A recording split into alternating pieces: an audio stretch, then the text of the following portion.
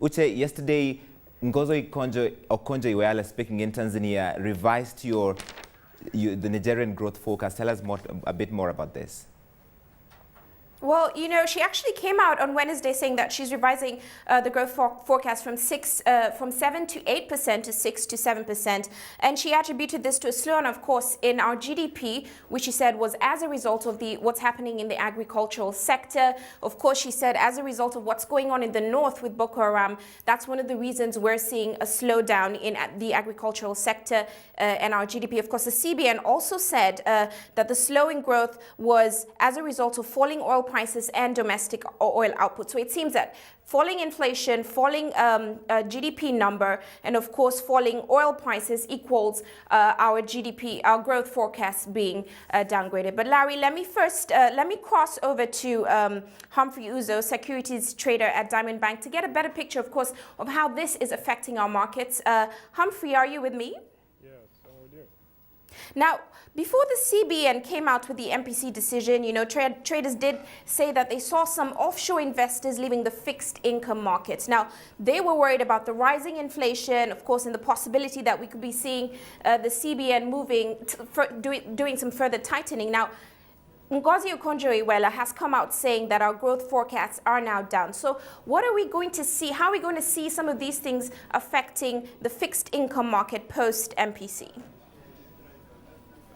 The fixed income market, before the CBN last MPC, the participators and dealers in the market have been on the perception that the inflation has been on the high side. And based on this, since the inflation is on the upward direction, foreign investors, as you know, there are two things they hinge their decision on investment on. One is your GDP, and the other one is the inflation index. If the inflation is actually pointing upwards, what I expect them to do is that they know that this is the only way they can guarantee the real return on their investment. Even when your GDP is increasing and is pointing in the direction that, yes, the country has the potency not to default on any of their obligations. But I tell you, the return on the investment is more important to them.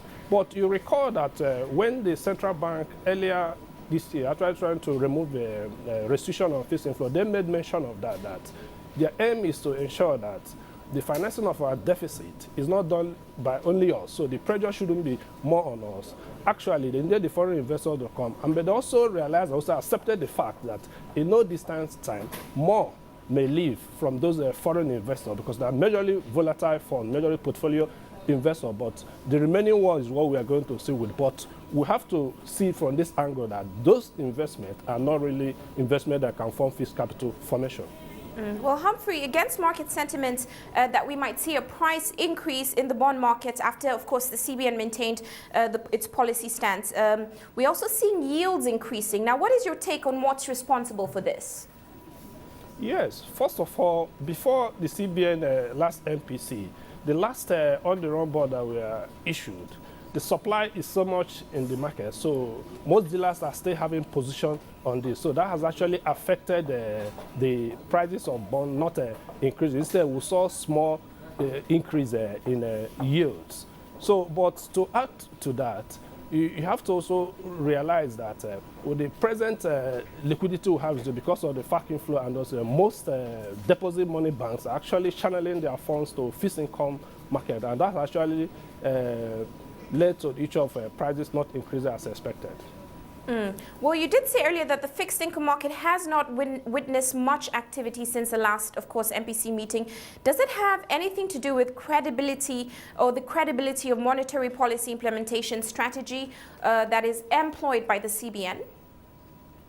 Yeah, when the Central Bank of Nigeria started their, what I may regard as flexible inflation targeting, you have to realize that they're adopting two particular strategies, but more skewed on unanticipated strategy implementation by communicating the monetary policy stance to the Nigerian general public. But the issue on ground is this. They've realized that it's always very effective for them to surprise the market. And they're not the only person or the only Fed that be using that strategy. So this time, I will tell you that the dealers are so cautious. They don't want to be caught up because presently in the bond market or fixed income market, we are sitting on almost about 490 billion potential mark-to-market loss, so nobody wants to be caught in this. So they're very cautious. That's why we've not been actually witnessing a lot of activities in the market.